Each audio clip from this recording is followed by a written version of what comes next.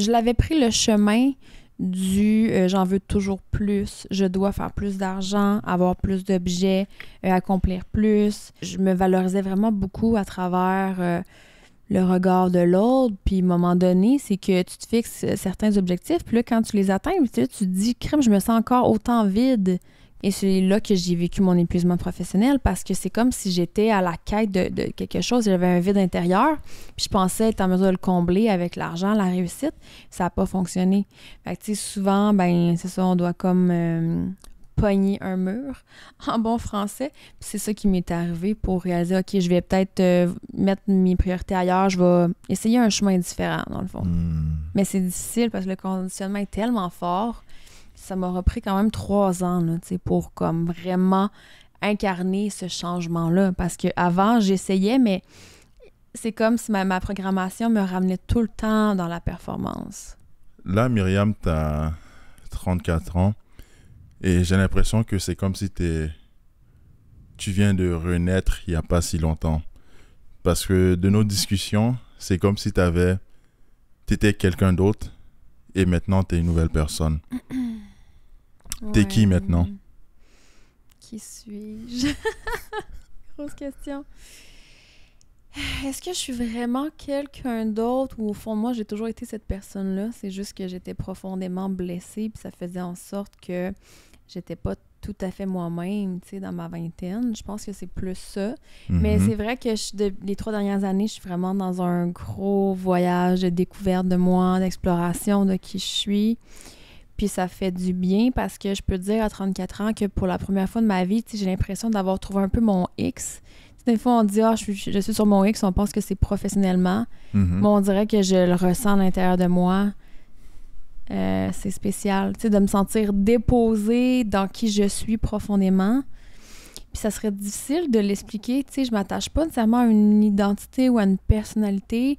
Tu sais, je pense juste que c'est d'être connecté à tous les jours profondément à ce que je ressens, à qu'est-ce qui feel right, tu sais, qu'est-ce qui est aligné ou non avec moi, tu sais, finalement. Dans le fond, si je comprends bien, c'est comme si tu as appris à te reconnecter à ton âme. C'est-à-dire, avant, tu étais déconnecté en quelque sorte parce que tu étais une personne, mais tu avais la difficulté à dire que je suis cette personne-là, je vais pas accepter ci ou ça. Exactement. Maintenant que, comme tu dis, comme tu es sur ton X, tu es capable de dire, je vais pas accepter ça, je veux ci, je veux ça, je vais pas accepter ça, donc je vais pas accepter qu'on me manque de respect ou patati patata. Ouais, c'est une reconnexion au corps, j'ai envie de dire. Une reconnexion à une intuition, puis à ressentir justement qu'est-ce qui est aligné ou non. Tu sais, parce que il y a eu une déconnexion. Ah, comme tu le dis, c'est vraiment ça. C'est une déconnexion de moi-même, de mon corps, de qu'est-ce que je ressens qui est bien ou qui est mal pour moi, tu sais. Tu as employé un terme que j'ai trouvé ça très bien quand tu l'as dit. Tu as dit tu as découvert quelque chose. Mais c'est quoi t'as découvert? Ben, j'ai envie de dire, j'ai découvert un petit enfant blessé, à quelque part. Je pense que c'est par là que ça a comme commencé le cheminement. On a tous ce petit côté-là en nous, tu sais, des manques peut-être qu'on a eu à travers notre éducation ou quoi que ce soit. Fait que j'ai su reconnaître ça, puis apprendre à me responsabiliser face à ça, puis de voir de quelle façon maintenant je peux aller combler ces manques-là, tu sais, pour être en mesure de m'accepter pleinement dans tout ce que je suis, tu sais, à quelque part. Parce que je pense qu'il y avait beaucoup de côtés de moi que je n'acceptais pas, qui venaient de certaines blessures, tu sais, de mon enfance. Puis ça crée une genre de bataille intérieure, j'ai envie de dire, parce que t'es pas dans l'amour complet de qui tu es, là. Ça créait des batailles intérieures et t'acceptais pas un côté de toi. Ouais. C'est qui tu rejetais? Je rejetais le côté de moi qui était amer, tu sais, qui était dans une frustration, qui était rigide, qui cherchait à contrôler, qui était insécure, qui recherchait beaucoup la valorisation externe. Puis, tu sais, tout ça, je réalise que ces côtés-là de moi se manifestaient parce que je m'étais créé une prison intérieure, d'une certaine façon. Tu sais, je me laissais pas la liberté d'être qui je suis profondément parce que je me jugeais et tout ça. Fait que ça créait tous ces aspects-là de moi, tu sais. Fait que ça a été difficile de réaliser que, à quelque part, c'est moi qui avais créé cette prison-là aussi, puis que c'était à moi d'apprendre à m'en libérer, tu sais, finalement. Wow. Quand tu dis que tu vivais dans une prison, ça me marque vraiment parce que je me rappelle d'une de mes invitées que elle a vécu dans cette prison-là pendant longtemps, vraiment, qu'elle n'était pas vraiment en mesure de dire aux gens qui elle était. C'est comme si personne la connaissait jusqu'à ce qu'elle soit dans la fin trentaine ou quarantaine, que là, elle a dit, bon, je m'en fous de ce que la société extérieure pense, je vais être qui je suis, je vais accepter qui je suis et je vais montrer aux gens qui je suis, comme ça les gens qui ont besoin d'être dans ma vie vont être dans ma vie. Ça fait quoi de vivre dans une prison intérieure, comme tu l'as bien dit? Ben, c'est que tu te sens étouffé, tu sais. Puis c'est comme si il y a une tension puis une pression constante sur toi qui t'empêche de bien respirer puis de sentir que tu peux t'épanouir puis comme d'ouvrir tes ailes, d'ouvrir ton cœur. Puis à un moment donné, c'est souffrant, tu sais, puis on se sent pas libre, tu sais, à travers ça. Puis moi, ça a été ma grande quête de me donner la permission de ressentir cette liberté-là que je recherchais beaucoup à l'extérieur de moi, tu sais, que je pensais que c'était l'argent, justement la carrière ou peu importe qui allait m'apporter ce sentiment-là, jusqu'à temps que je comprenne que c'est vraiment de l'intérieur que ça partait, tu sais. Est-ce que tu étais heureuse? Avec la conscience que j'avais à ce moment-là, je t'aurais répondu oui. Tu sais, j'avais pas conscience que j'étais malheureuse, que j'étais dans l'auto-sabotage. Maintenant, avec du recul, avec la conscience que j'ai, puis tout, c'est sûr, j'ai une perspective différente. Je pense que j'étais pas pleinement épanouie, tu sais, parce que je prenais vraiment pas soin de moi. Je manquais beaucoup d'amour propre, de confiance en moi. C'était très difficile pour moi d'honorer mes limites, mes besoins. Fait que non, tu sais, j'étais pas dans un environnement qui était propice à l'épanouissement, là, tu sais. Wow. Incroyable, j'apprécie le fait que tu sois en mesure de bien regarder dans le passé et de dire j'étais à un point fixe dans le passé qui m'empêchait d'être moi-même et qu'aujourd'hui je suis capable d'être assez forte pour exprimer aux gens qui je suis et de mener une vie que j'ai vraiment envie de mener. J'apprécie vraiment ça de toi parce qu'il y a plein de gens que malheureusement c'est à 60 ans, 70 ans qui réalisent ça et malheureusement ils ont manqué vraiment une très grosse partie de leur vie parce que ils n'ont pas su la vivre de la manière dont ils voulaient la vivre. Et c'est vraiment tout en ton honneur de prendre cette décision-là dans la trentaine de vivre comme tu souhaites vivre. Ça te demande beaucoup de courage. Myriam, est-ce que tu pourrais te présenter brièvement à ceux qui écoutent cette vidéo? On dirait que je trouve ça toujours comique, un peu cocasse, cette question-là, parce que, tu sais, on sait que c'est comme facile de répondre en surface, puis de répondre avec qu'est-ce qu'on accomplit dans la vie, tu sais, on définit beaucoup à travers notre carrière ou peu importe. Puis on dirait que je vais essayer de faire différent, tu sais, j'ai comme envie de me présenter comme étant, premièrement, une femme, une jeune femme, encore jeune, 34 quand même. Je suis passionnée de l'être humain, je dirais, tu sais, de la psychologie, de tout ce qui touche à la spiritualité, la croissance personnelle. J'ai un besoin de connexion immense, peut-être parce que j'ai eu l'impression de manquer d'intimité avec mes parents, je sais pas, mais pour moi, c'est une quête, tu sais, d'être plus intime avec moi-même à tous les jours, puis de développer une intimité avec les autres aussi, tu sais, de sentir une réelle connexion, un échange. Je suis très curieuse, j'adore apprendre. Tu sais, je voyage beaucoup aussi. J'aime explorer, j'aime expérimenter à tous les niveaux, tu sais. J'aime apprendre finalement. Puis, tu sais, j'ai lancé mon podcast qui est Liberté d'être il y a 2 ans de ça parce que justement, je sortais d'un épuisement professionnel. Puis, j'avais envie de connecter avec vraiment plus d'humains, puis d'évoluer, puis de rendre ça accessible aussi, tu sais, à tout le monde. Fait que, voilà. Wow. Je me décrirais comme ça. Très belle présentation et j'adore le Merci. fait que je pense que un fait qui peut marquer vis-à-vis de cette présentation-là, c'est que tu dis que tu adores la connexion humaine. Dans le Mhm. fond, c'est d'essayer de comprendre l'autre et le fait de Ouais. connecter sur le plan mental et spirituel avec un autre être humain. Ouais. Est-ce que tu dirais que, en fait, tu penses quoi de la société d'aujourd'hui? Est-ce qu'on prend le temps de connecter avec les gens? Pas assez. Tu sais, moi, j'ai envie de dire qu'un des gros problèmes de notre société, c'est qu'on est dérégulé au niveau de notre système nerveux. Tu sais. C'est-à-dire que, sans rentrer dans l'aspect théorique ou quoi que ce soit, là, mais tu sais, la plupart d'entre nous, on a le sentiment d'être en mode survie. C'est-à-dire que, tu sais, c'est comme on est dans une roue dans laquelle on a l'impression qu'on tu sais, on doit faire des sous, puis tout ça pour comme survivre. Donc, c'est sûr que si on essaye de survivre, on n'est pas en train de vivre réellement, puis de se sentir en sécurité à l'intérieur de nous ou dans notre environnement. Fait que c'est vraiment difficile d'être à l'écoute dans une position comme celle-là, puis tu sais, d'être empathique, d'être dans la compassion, parce que ben on est distrait, puis on cherche à survivre. Donc, Hmm. c'est ce que je trouve triste. Dans le Je veux dire. fond, tu trouves pas que les gens vivent assez l'instant présent parce Mhm. qu'ils essayent, comme tu dis, bien de survivre.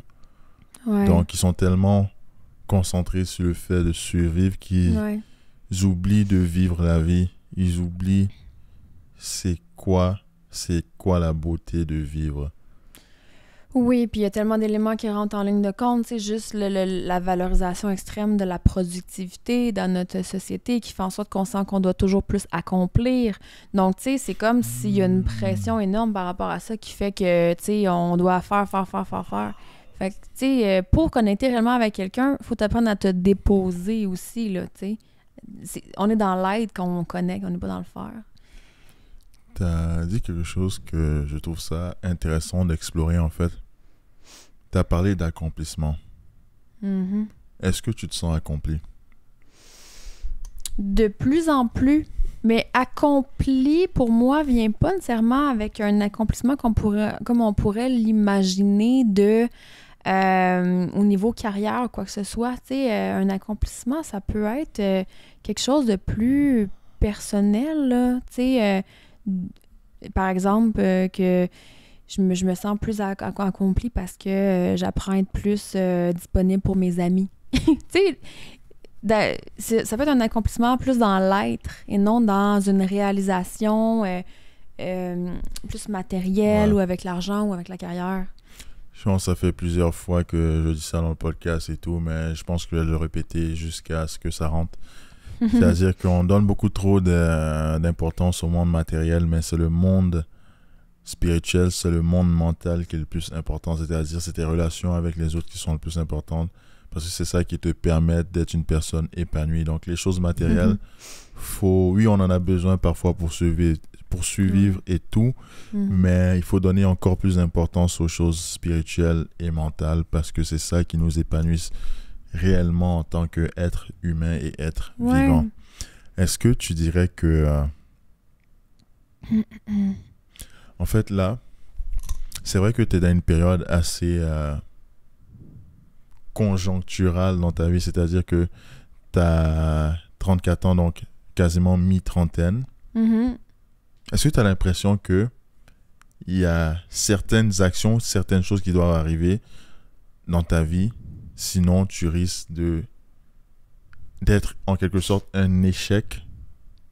C'est une bonne question. Il n'y a rien qui me monte en tête quand tu me dis ça. On dirait que je suis de plus en plus avec l'âge, dans une sagesse, puis dans une confiance de ce qui doit arriver va arriver, tu sais. J'ai l'impression. J'ai pas... Outre le fait que j'aimerais avoir des enfants, tu sais, je pense que je serais triste si ça n'arrive pas, mais en même temps, je me dis si c'est ça ma destinée, ce sera ça, tu sais, à quelque part. Donc, je me sens pas dans une urgence vraiment d'accomplir des choses au niveau de, tu sais, la pression sociale de « Ah, tu as 34 ans, donc tu devrais avoir atteint tel niveau, être propriétaire, tu sais, whatever. » Ça, honnêtement, je me suis vraiment déconditionnée de tout ça. Ça a été longtemps un gros poids sur mes épaules de sentir que je fitais pas dans le moule puis que je devais suivre un chemin tracé. Puis, à un moment donné, tu réalises que c'est peut-être juste pas ton chemin. Fait que tu décides de faire le tien, là. Fait que non, je ressens pas ça. Tu m'as fait penser à quelque chose de très intéressant. Pression sociale. Est-ce que tu dirais qu'en tant que femme de 34 ans, tu as une pression sociale plus grande qu'un homme de 34 ans sur le plan familial ou même professionnel? Sur le plan familial, peut-être, tu sais, parce que reste que au niveau biologique et tout ça, il y a comme une limite à un moment donné à l'âge de la femme à avoir un enfant, même si de nos jours, on a des enfants beaucoup plus tard qu'avant. Au niveau professionnel, je pense, tu sais, je ressens pas que j'ai plus de pression qu'un homme. Je pense que l'homme porte quand même une grande pression au niveau financier, réalisation au niveau carrière et tout ça. Peut-être même beaucoup plus que la femme, mais ça dépend tellement des circonstances, là. Depuis que j'ai commencé Parlons-nous, il y a vraiment une statistique qui m'étonne en fait. Le fait que 90% des gens qui regardent ces vidéos ne sont pas abonnés. Donc si tu apprécies le contenu que je fais, n'oublie pas de t'abonner. Tu penses quoi en fait de cette pression-là de fonder une famille à 34 ans ou dans la trentaine? Tu penses quoi en fait du fait que la société pense que une femme de ton âge aurait dû avoir déjà des enfants, devrait avoir un mari, devrait avoir une petite famille? Tu penses quoi en fait de ça? Des gens qui pensent de cette manière-là, de cette manière de voir la vie? Ben, tu sais, je pense qu'il y a un énorme conditionnement. C'est comme s'il y a un narratif, il y a une histoire qui nous est racontée. Puis la plupart des gens à qui, tu sais, ne la posent pas de questions, tu sais, en fait, ne la re-questionnent pas. Fait que, tu sais, moi, j'ai eu cette envie-là de re-questionner tous ces standards-là parce que pour moi, ça sonnait faux, tu sais. Mais après, si pour toi, c'est ça ta vérité puis que tu sens que tu es aligné, c'est parfait. Je pense que l'important, c'est de vraiment s'écouter. Mais j'aurais envie de challenger un peu les gens à peut-être se remettre un peu plus en question par rapport à qu'est-ce qui leur croyance. C'est-tu réellement toi qui penses ça ou c'est quelque chose qu'on t'a vraiment rentré dans la tête de façon inconsciente? Parce qu'on peut réaliser tôt ou tard qu'on a mené une vie qui n'est pas vraiment la nôtre. Ça fait mal. Tu as totalement raison sur ce plan-là. J'adopte totalement ce point de vue-là. Mais comme je t'ai parlé précédemment avant qu'on tourne l'épisode, parfois aussi j'aime apporter des argumentaires qui ne sont pas du mien, qui font pas partie de mes arguments. Là, tu as dit que... comment ça s'appelle? Tu avais dit que les gens vont juger ça parce que, genre, ils vont faire des choses parce que, genre, c'est pas vraiment... Est-ce que c'est vraiment eux qui font ça? Mais le contre-argument pourrait dire, est-ce que t'es pas en train de les juger parce que toi, présentement, t'as pas ça, genre? Est-ce que c'est parce que toi, t'es pas dans cette position-là maintenant que tu critiques ces gens-là? Est-ce que ça serait pas en quelque sorte une position que tu prends juste parce que t'as pas réussi à atteindre ce que tu voulais atteindre? Tu penses quoi des gens qui diraient ça? Que t'as ce positionnement-là seulement parce que t'as pas atteint ça? Ben, moi, je juge aucunement les gens qui suivent ce chemin-là. Comme j'ai dit tantôt, après, c'est... Je m'inspire des gens qui mènent un chemin qui leur ressemble, t'sais. Fait que si ton chemin à toi, c'est avoir des enfants à 20 ans ou à pas en avoir pantoute ou à en avoir à 40, je suis vraiment dans l'ouverture puis je trouve ça beau parce que le plus important pour moi, c'est de vivre d'une façon qui est alignée, tu sais. Fait que non, je ressens pas de jugement du tout. Même que je ressens pas particulièrement de jugement envers moi non plus. Je sais que la pression sociale est peut-être pas en ma faveur nécessairement, mais je sens pas, je ne donne plus d'importance vraiment à ce poids-là aujourd'hui. Tu sais, avant, ça aurait été tout autre chose. Mais je peux pas dire que je me sens incomprise ou jugée. Tu sais, il y en a de plus en plus, là, des femmes qui prennent parole par rapport à ce sujet-là, qu'il y en a plus tard, qu'il n'y en a pas du tout. Puis je pense que c'est important parce que ça enlève les tabous, là, tu sais. J'adore parce que tu montres aux gens l'importance d'affirmer ton individualité. Oui, on vit dans une société, mais c'est important aussi que tu adoptes ton individualité, que tu sois pas comme un mouton en train de suivre tout ce que les gens font et faire seulement ce que les gens font parce qu'ils le font. C'est important d'avoir une certaine individualité, même si parfois la société t'apporte des normes qui font du sens. Parfois, cette norme-là fait du sens pour la majorité de la société, mais pas nécessairement pour toi dans ton contexte à toi. Donc, c'est important de toujours avoir cette petite individualité-là. J'aimerais pivoter sur un sujet que je trouve, ma foi, très important dans ce podcast-là, c'est-à-dire, comme c'est sur la communication homme-femme, j'aimerais te demander, en toute franchise, Myriam, c'est quoi tu penses des hommes? C'est une question large. Ben, écoute, moi, j'adore les hommes, là, tu sais. Puis je trouve que dans notre société actuelle, ce que je trouve triste au niveau du féminin, du masculin, tout ça, c'est que j'ai l'impression que les hommes deviennent de plus en plus dans leur énergie féminine et, à l'inverse, les femmes sont de plus en plus dans leur énergie masculine. Puis... ben, je trouve ça dommage, puis je sais pas qui est responsable, là, au final, de tout ça, mais, tu sais, l'essor, justement, de la femme au niveau de notre émancipation, d'avoir accès aux mêmes opportunités que les hommes au niveau du travail, tout ça, je pense que ça l'a glissé certaines femmes beaucoup dans une énergie qui est plus masculine, donc de vouloir faire de l'argent, de travailler très fort, d'être performante et tout ça. Puis j'ai l'impression que ça se transpose à travers nos relations, tu sais, parce qu'une femme qui va travailler beaucoup, ben elle va vivre certains stress, puis peut-être va vouloir être plus leader à la maison ou être plus dans le contrôle ou quoi que ce soit. Puis je pense que ça vient affecter la polarité, tu sais, dans la dynamique, c'est ça, dans la relation. Dans le fond, si je peux bien résumer ce que tu dis, ou dis-moi si je suis totalement dans le champ, ce que je comprends de ton message, c'est que les hommes tirent de plus en plus vers la féminité, les femmes tirent de plus en plus vers la masculinité. Donc ça fait en sorte que nos dynamiques de couple deviennent de plus en plus frustrantes parce qu'on ne sait pas c'est quoi la place de l'homme et on ne sait pas c'est quoi la place de la femme dans un couple. Mais j'aimerais te demander, du haut de ton expérience, c'est quoi la place de l'homme dans un couple? De l'homme? Honnêtement, encore là, moi, je pousse la... À ton avis, bien évidemment. Ouais, c'est ça. Parce que ce que je veux dire, c'est que je pense pas qu'il y a une seule place. Je pense que c'est à tout le monde dans leur relation de la définir dans l'optique où ce que tu dois être à l'aise. Donc, mais de ma perspective, ce que le rôle de l'homme de ma vie, là, par exemple, comment que je le verrais, j'aime beaucoup l'aspect protecteur de l'homme dans une relation.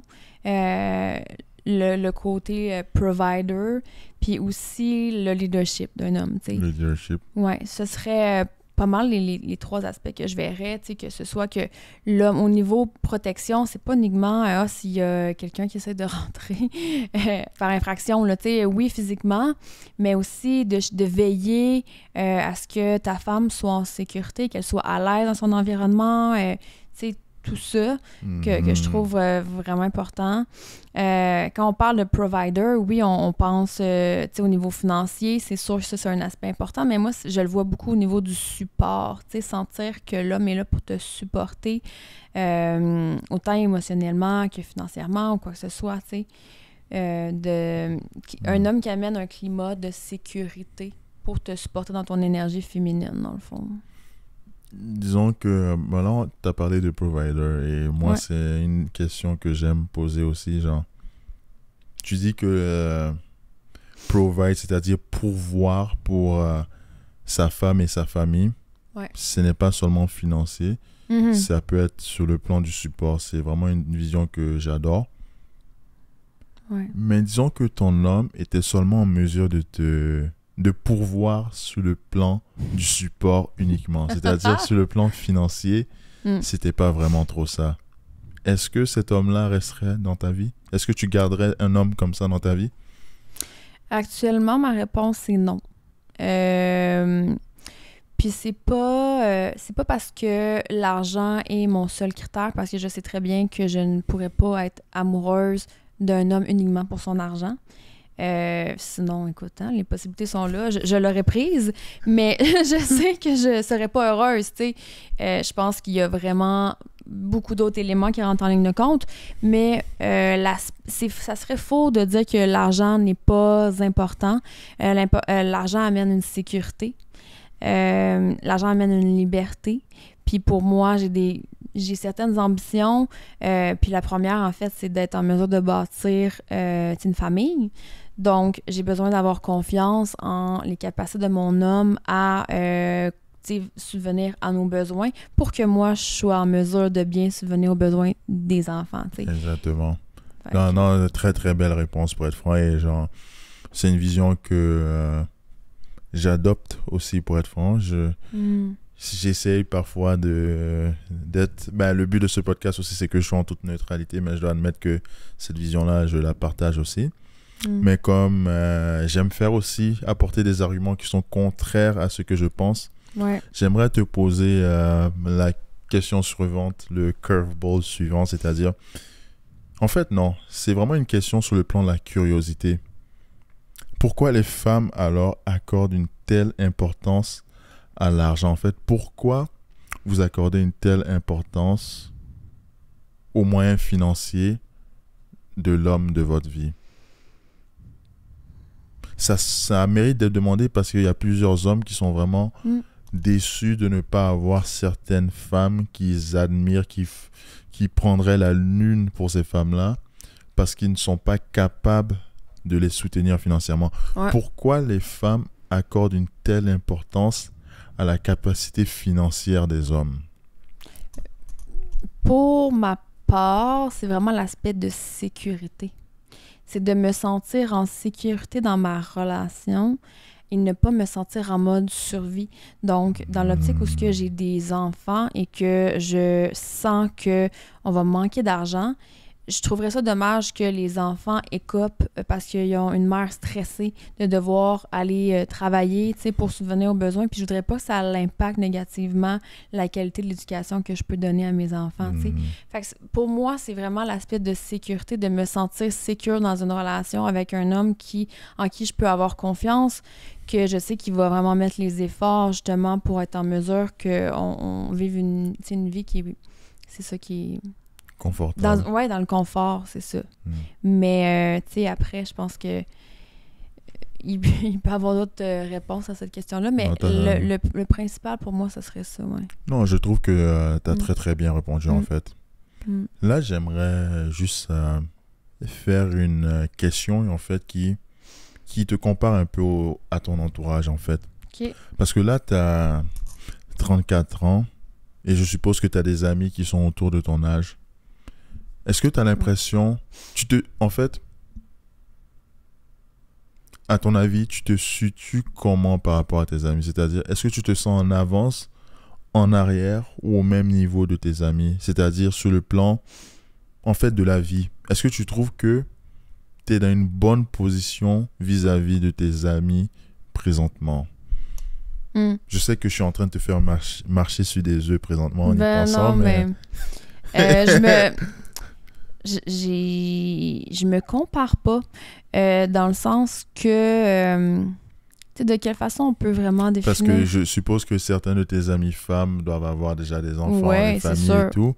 Tu te sens comment quand tu penses à ça et toi, tu n'as malheureusement pas encore ça? Tu sais, comment dire, j'ai confiance que c'est comme ça que ma vie devait se dérouler. Tu sais, peut-être que de cette perception-là, je peux avoir l'impression d'être un petit peu, d'avoir du retard sur elles parce que justement, elles ont fondé une famille, pas encore moi. Le temps qu'elles ont mis sur l'éducation de leurs enfants, puis tout ça, ben moi, je l'ai mis ailleurs sur apprendre à me connaître, apprendre à développer une spiritualité, à développer beaucoup de connaissances, beaucoup de contacts, voyager beaucoup. Fait que, tu sais, qu'est-ce qui est mieux? je sais pas, c'est dans le sens que je pense que je pense que ça serait dur d'évaluer est-ce qu'elle est plus avancée ou moi plus avancée. Je pense peut-être que j'ai plus d'expérience au niveau de ma croissance personnelle parce que j'ai eu du temps pour le faire. Wow. Puis elle l'a investi plus sur justement l'éducation. Moi, ça va être plus tard, tu sais. Fait que je pense qu'on a tous des phases de vie, puis il faut vraiment pas se comparer, là. Dans le fond, tu apprécies la beauté de la différence de ta vie face à la vie des autres. C'est-à-dire que tu comprends qu'on n'est pas tous censés avoir la même vie et ça te permet d'apprécier en toute plénitude ta vie. J'adore ça. Ouais. J'aimerais pivoter un peu sur le plan de l'amitié, en fait. Tu penses quoi de l'amitié entre hommes et femmes? Tu sais, moi, il y a beaucoup d'hommes que j'apprécie, qui m'inspirent, qui viennent sur mon podcast, qui m'apprennent beaucoup de choses, que je suis en contact, que j'ai quand même des discussions avec eux. Mais c'est sûr que quand vient une amitié, tu sais, du fait, bon, on va aller au restaurant ou peu importe, ça vient tout le temps un peu comme difficile parce qu'il y a tout le temps l'aspect de séduction, de flirt qui peut facilement rentrer en ligne de compte. Fait que, tu sais, moi, pour être 100% honnête, j'en ai eu dans ma vie des amitiés avec des hommes, mais pour la majorité du temps, il y avait tout le temps un petit aspect caché, tu sais, du fait que soit moi ou lui avait... souvent, en fait, c'était lui qui avait comme un intérêt, peut-être des intentions qui n'étaient pas dites. Fait que c'est complexe. Surtout quand on est en relation, tu sais. Célibataire, c'est peut-être... mais... Est-ce que tu accepterais alors que... en fait, je pense, je vois où s'enligne ta réponse, mais je vais te la poser quand même. Tu penserais quoi si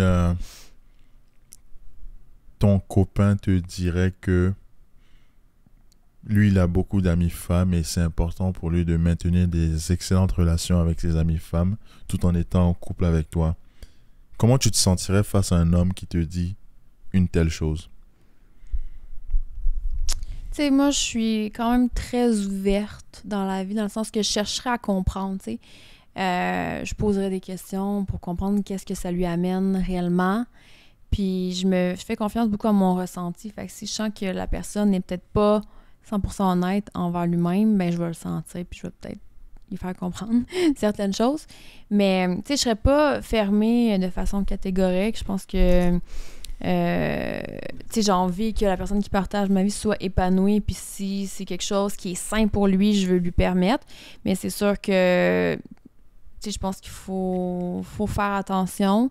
Puis surtout, ben, tu sais, je veux sentir que la personne est sincère à travers ça, qu'il puisse me présenter justement cette personne-là, qu'on puisse la voir quand que je suis là aussi, que moi, je puisse peut-être développer une amitié avec cette personne-là aussi, bref. Fait que, ouais. C'est point de vue très respectable. On a parlons-nous. Maintenant, on va parler un peu d'amour. Et quelque chose qui m'a quelque peu choqué quand tu me l'as dit, c'est que... Mais en fait, je vais même pas l'aborder de cette manière-là. Est-ce que tu as été amoureuse dans ta vie? Je pense avoir été amoureuse une fois, mais pas à la hauteur de ce que je me souhaitais, tu sais. C'est comme si j'étais un peu désillusionnée ou je pensais que j'avais un rêve d'un amour, tu sais, puis je pensais ne pas le mériter inconsciemment. Je pensais que c'était pas réaliste, tu sais, je me disais, voyons, tu sais, sois plus terre à terre, c'est pas quelque chose, tu sais, tout le monde a des défauts, tu sais bien, un couple, c'est du travail, etc. C'est comme si je venais vraiment tout le temps m'invalider par rapport à mes ressentis. Puis, tu sais, je réalise que les 3 relations que j'ai eues, malheureusement, dans ma vie, tu sais, je suis rentrée en n'étant pas pleinement amoureuse, tu sais, c'est comme si rationnellement, je sentais qu'il y avait un petit quelque chose qui n'allait pas, ou du moins que j'étais pas pleinement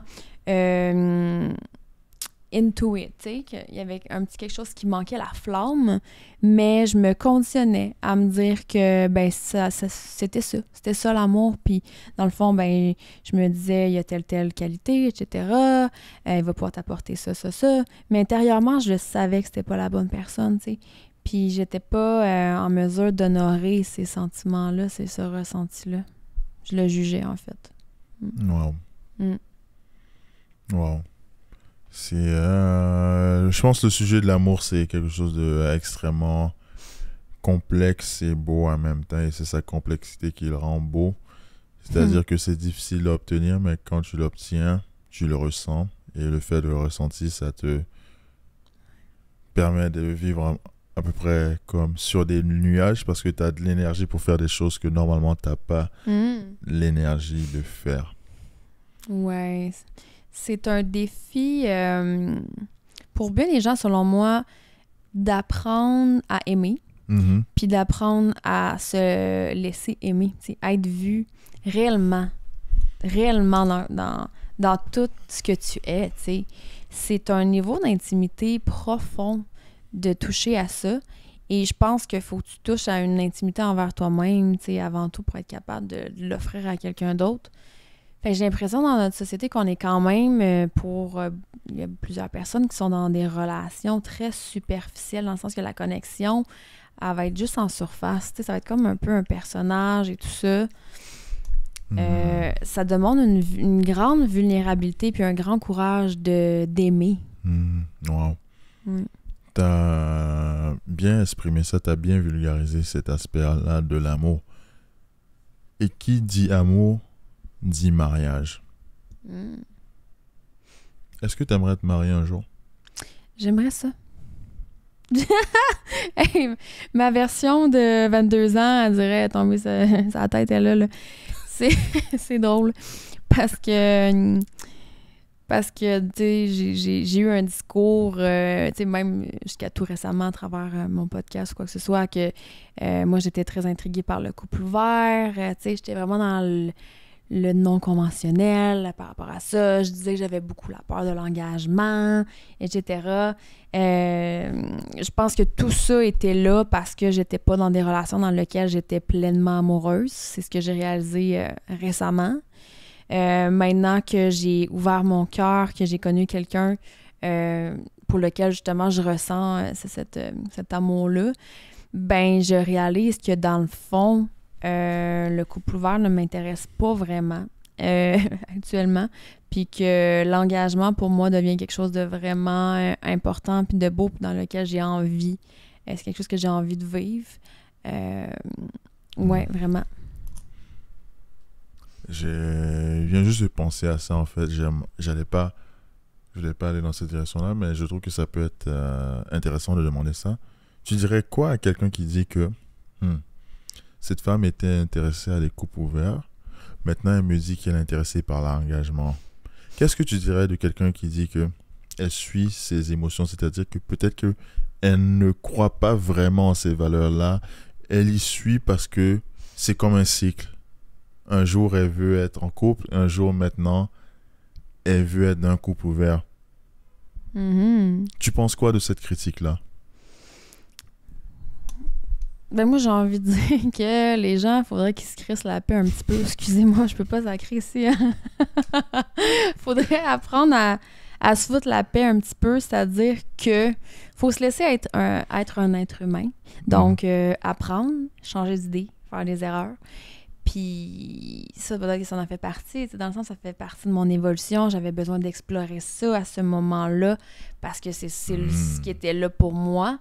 Maintenant, en me connectant davantage à mes valeurs puis qui je suis, je réalise que ce désir-là venait peut-être plus d'une blessure que de réellement de moi. Ok. Donc, je vois, ouais. dans le fond.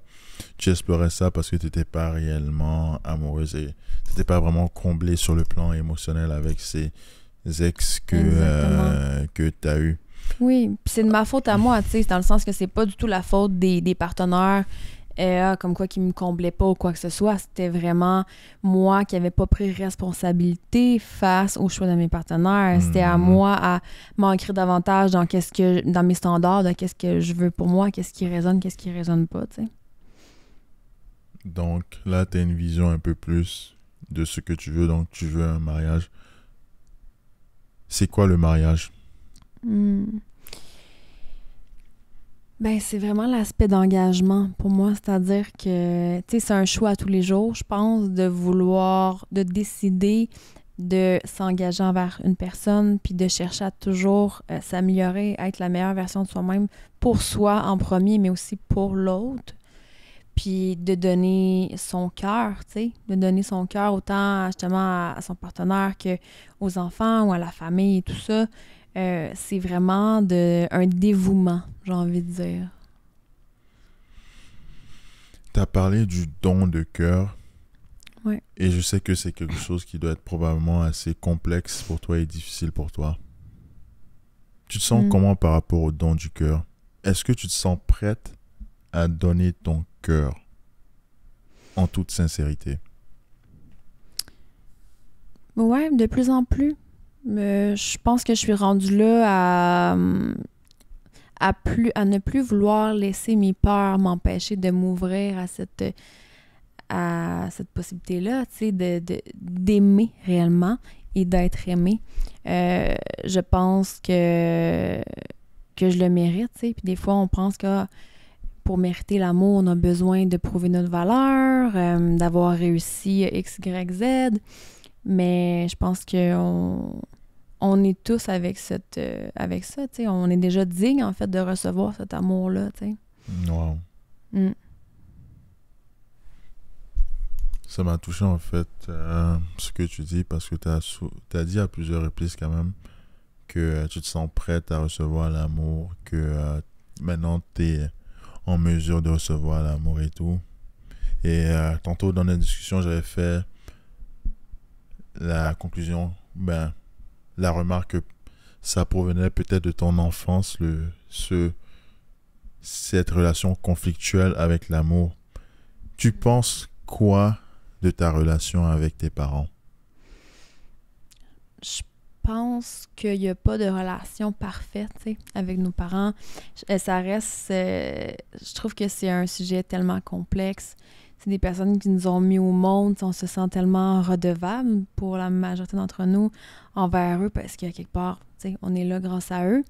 Mais il ne faut pas oublier que nos parents, c'est des êtres humains aussi, tu sais, puis qu'ils ont leurs propres blessures, ils ont leurs propres manques qu'ils ont eu de leurs propres parents et tout ça. Fait que je pense que c'est important de garder ça en tête puis d'être conscient de ça. Tu sais, moi, j'en ai longtemps voulu à mes parents pour justement certains manques. J'ai pas eu, par exemple, le sentiment d'être comprise ou d'être supportée à différents niveaux dans ma personnalité et tout ça.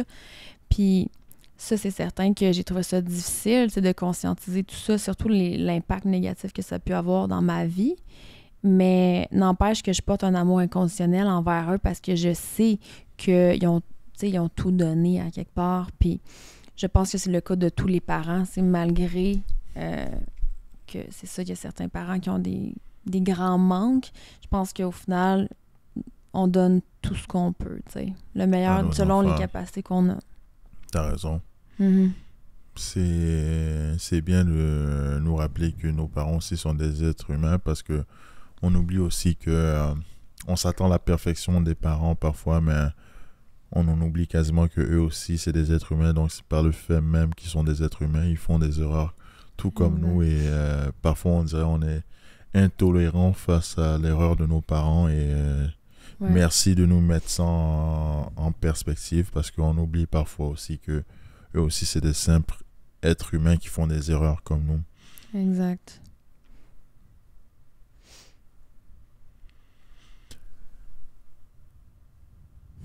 Là, tu dis que tu aimerais être maman. Oui.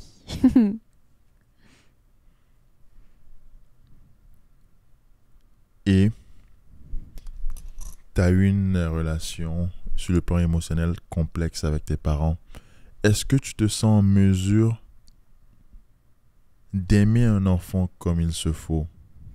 est-ce que tu te sens prête et capable d'éduquer bien un enfant, de bien faire grandir un enfant dans l'amour qu'il mérite?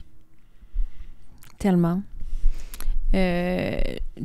Depuis tout récemment, là, tu sais. Je t'aurais pas dit ça il y a 1 an, là. C'est vraiment dans les tout derniers mois, je pense, que j'ai vraiment eu cet appel-là et que je ressens profondément que je suis prête, que je serai une bonne mère, puis évidemment que je ne serai pas parfaite, tu sais, puis que je vais faire des erreurs moi aussi, puis qu'au final, mon enfant, il va en avoir aussi des blessures d'enfance puis certains manques.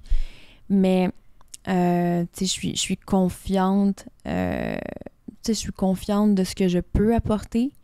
Puis, dans tous les cas, tu sais, je pense que on apprend aussi, justement, de notre enfance. Il y a certaines choses qu'on le sait qu'on ne veut pas répéter. Fait que, tu sais, je pense que c'est un peu la responsabilité de chaque parent, c'est de faire un peu mieux que leurs propres parents, tu sais, ou du moins d'essayer quelque chose de différent.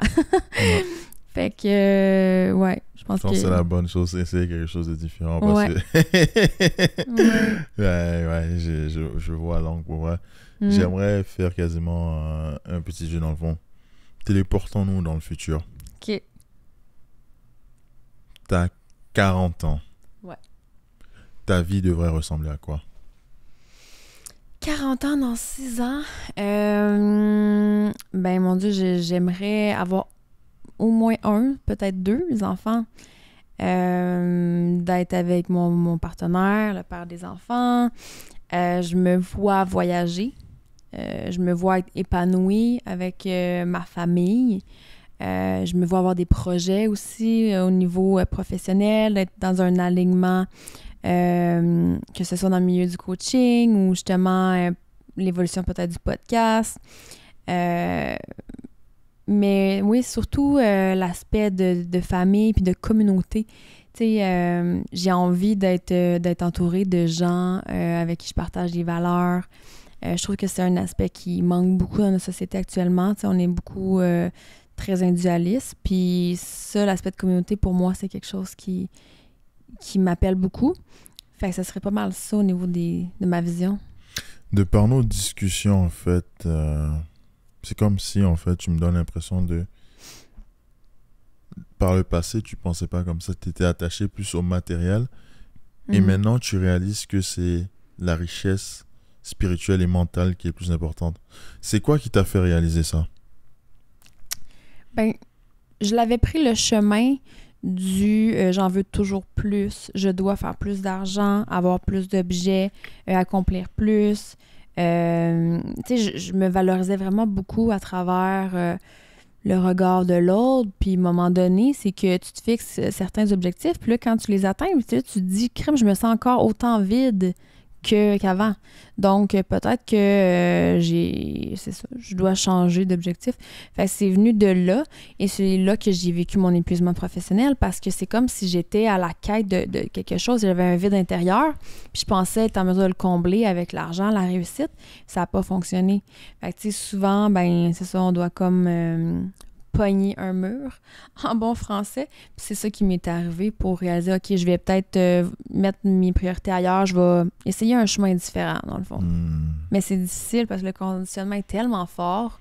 Ça m'a repris quand même 3 ans, là, pour comme vraiment incarner ce changement-là. Parce qu'avant, j'essayais, mais c'est comme si ma programmation me ramenait tout le temps dans la performance. Ça a été long. Est-ce que tu en veux à la société de t'avoir fait penser comme ça? La performance à tout prix.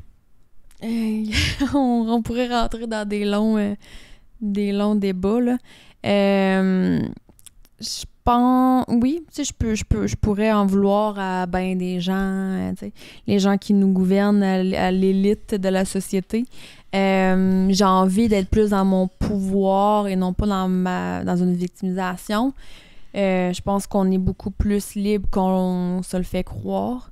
Je pense que c'est nous qui décident à quelque part qu'est-ce qu'on veut croire. Puis moi, je pense que nos croyances définissent beaucoup notre réalité.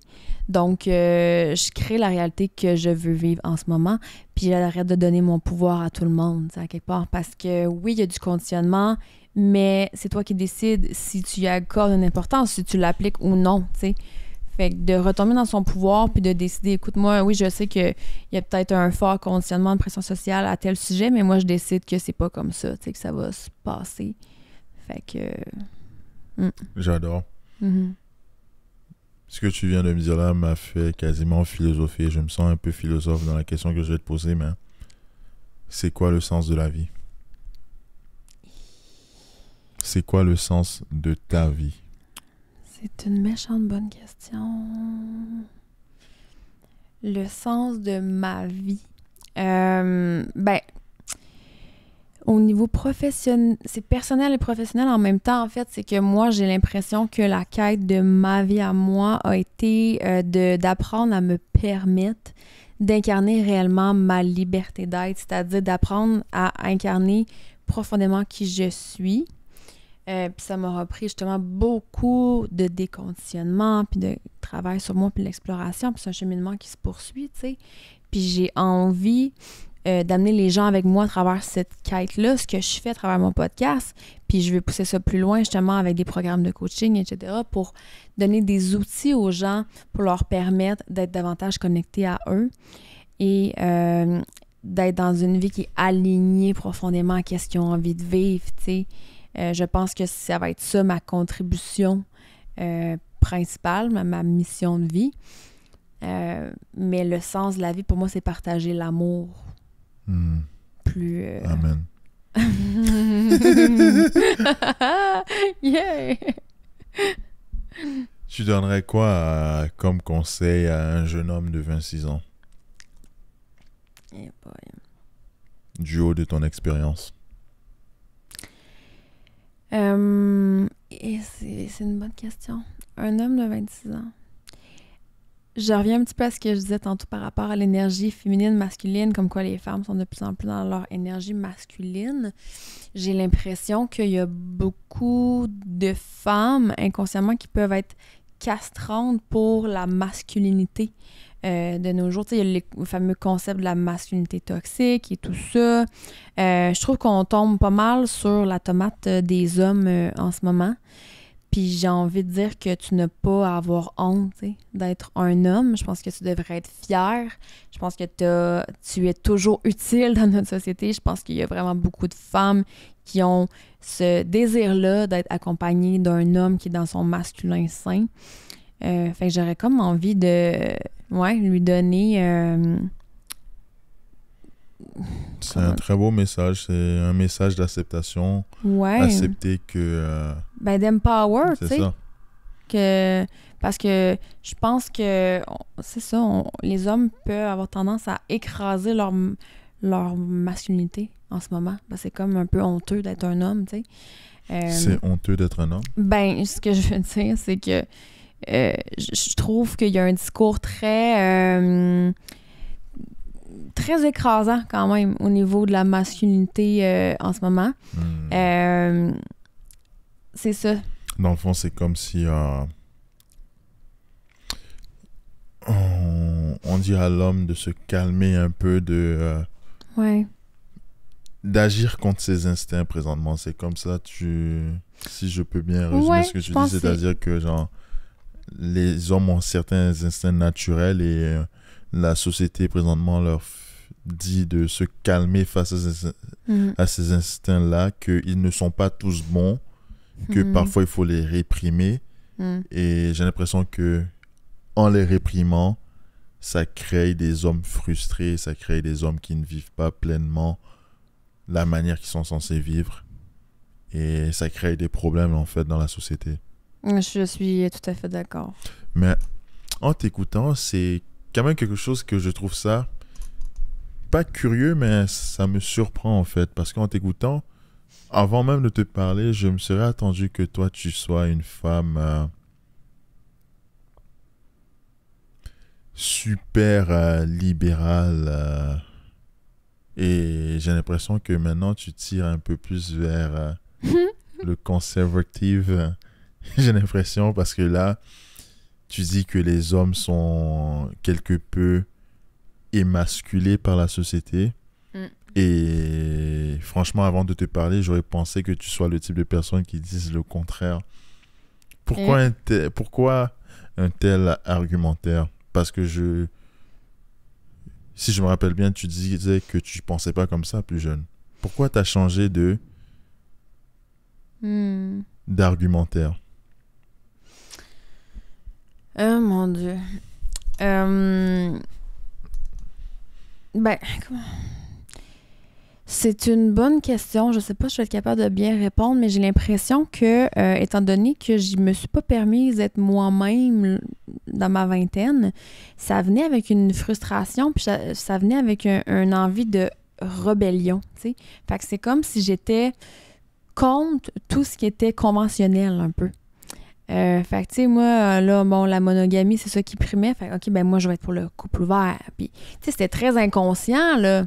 Mais c'est comme si j'étais tout le temps dans les tabous, dans les affaires non conventionnelles et tout, pour réaliser que, dans le fond, c'était même pas réellement moi. Tu sais, c'était juste la partie de moi qui était frustrée puis qui cherchait à se rebeller. Puis là, ben, en me déposant davantage dans qui je suis, je réalise que dans le fond, mes valeurs sont différentes, là. Ça me fait penser à quelque chose qui peut être intéressant et j'essaie d'aller un peu plus en profondeur. C'est-à-dire, parfois, on dit des mots, mais j'aime parfois explorer la surface, mais la profondeur de ces mots-là. Parce que tu as dit que tu cherchais à aller à l'encontre de la société et tout. Et par nos discussions, j'aimerais interjecter cette pensée-là, en fait. C'est vrai que c'est une conclusion qui fait du sens, c'est-à-dire, est-ce que quelque peu t'essayais pas d'avoir de l'attention des gens? Est-ce que c'était pas une manière d'avoir l'attention de la société posée? Et moi, je suis là, je suis importante. Est-ce que c'était pas une manière pour toi, en fait, de gagner de l'importance auprès des autres afin que tu te sentes finalement valorisé comme tu te sentais de toute manière incomprise par le prochain? Est-ce que c'était pas ta manière à toi, en fait, de dire moi, ma vie vaut quelque chose? Je pense que c'était plus de l'auto-sabotage inconscient du fait que je me suis pas sentie comprise de mes parents. Longtemps, je me suis sentie comme le mouton noir dans ma famille.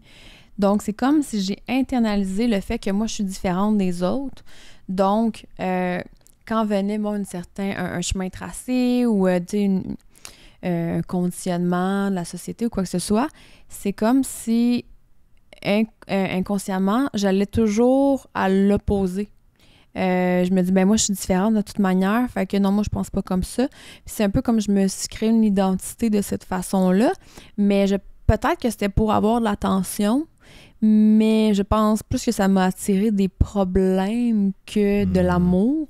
Fait que je pense plus que c'était un peu de l'auto-sabotage, que je répétais un pattern dans le fond, parce que moi je me disais, ben on sait bien, il y a personne qui me comprend. Fait que c'est ça que j'alimentais. Vu que je croyais ça, j'attirais ça. Ouais. Wow. Et tu m'as fait penser à quelque chose qui peut parfois changer de la perspective des gens. Est-ce que tu serais heureuse d'avoir une fille comme toi, c'est-à-dire qui était quelque peu défiante face aux normes que ses parents ou la société lui montraient? Est-ce que tu serais heureuse d'éduquer quelqu'un comme toi quand tu étais plus jeune? Est-ce que tu serais est-ce que tu penses que tu serais assez forte d'éduquer une personne comme ça? Ah, pauvre parent! Ben, je pense que ça serait complexe, évidemment. Mais moi, j'aurais envie... Ben, en fait, j'ai juste envie d'accepter, tu sais, mon enfant comme il va être, puis de l'encourager dans cette voie-là, là. Mais oui, j'aimerais ça que mon enfant remette en question les choses, c'est certain. Attends, par contre, fais attention, parce que tu dis remettre en question les choses, oui. Toi, tu as remis en question les choses. Mais si ton enfant remet en question ce que toi tu dis, est-ce que tu vas avoir la force mentale de bien accepter ça en toute sincérité? C'est certain que ça va être un défi, tu sais. Je pense que, tu sais, pour en parler beaucoup avec des parents, ils me disent que c'est tellement confrontant avoir des enfants parce que ça te reflète beaucoup de choses par rapport à toi-même. Les aspects que tu aimes moins de ta personnalité, que tu vois en eux, puis qui te remettent en pleine face, tu sais. Fait que je pense que c'est un gros cheminement personnel d'avoir des enfants. C'est comme un cheminement spirituel en soi. Parce que ça travaille énormément ta patience. Puis l'amour inconditionnel, tu sais, parce que c'est quoi, tu vas juste aimer ton enfant parce qu'il va penser comme toi? C'est Ben vrai, non, hein. tu sais, ça reste un défi, là, mais je pense qu'il faut être prêt à vivre ça comme parent, là. Wow. Mm. Wow. Là, je vois qu'on on tire à la marque fatidique du 1 heure, comme je dis. Ces épisodes-là, j'essaie de les faire durer 1 heure, mais j'aimerais explorer une dernière question pour toi, parce que tu as dit que tu as un esprit vraiment voyageur, non? Mhm. Est-ce que tu te vois mener le restant de ta vie au Québec? Non, pas 100% du temps, ça c'est certain. Moi, j'adore être nomade. J'aime le fait d'arriver dans un endroit où tout est nouveau. Justement, ça amène à mon cœur d'enfant, d'explorer, de rencontrer des nouvelles personnes. Je trouve que ça me confronte à des autres cultures, d'autres réalités. Je pense que ça fait de moi une personne qui est plus ouverte d'esprit, moins dans le jugement. Donc, j'aurais envie certainement de continuer à voyager. Est-ce que mon pied à terre, ça va toujours rester le Québec? Possiblement, ma famille est ici, tu sais.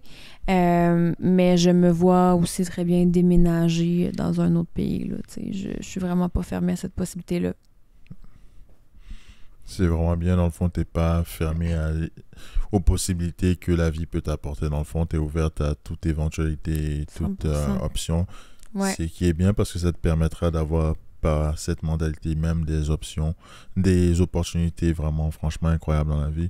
Je te souhaite vraiment le meilleur dans la vie et que tu puisses atteindre tes plus beaux rêves, Myriam. Je te remercie. Est-ce que tu aurais un message, un mot à apporter aux gens qui écoutaient le podcast jusqu'à présent?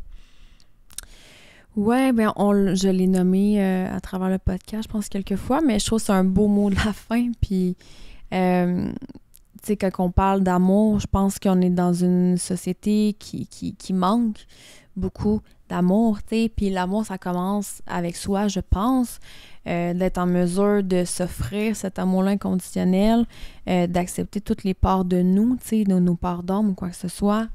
Puis je pense que c'est un très beau cheminement puis travail qu'on doit faire, selon moi, de se responsabiliser face à ça pour être capable de donner le meilleur aux autres.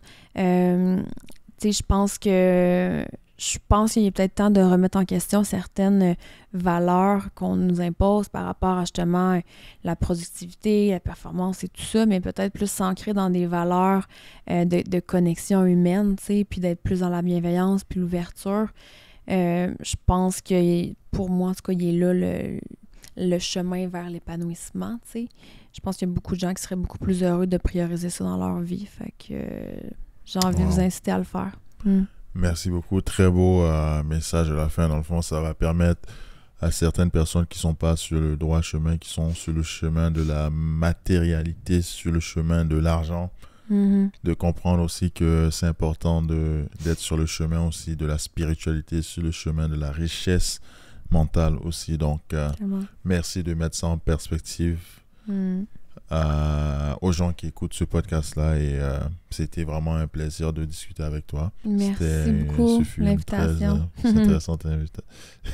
J'ai perdu ma pensée. De rien pour ça. Ça m'a fait vraiment plaisir de parler avec toi. Je trouve que cet épisode va vraiment apporter beaucoup de choses aux personnes qui ont écouté. Et à la prochaine. Bye bye, merci.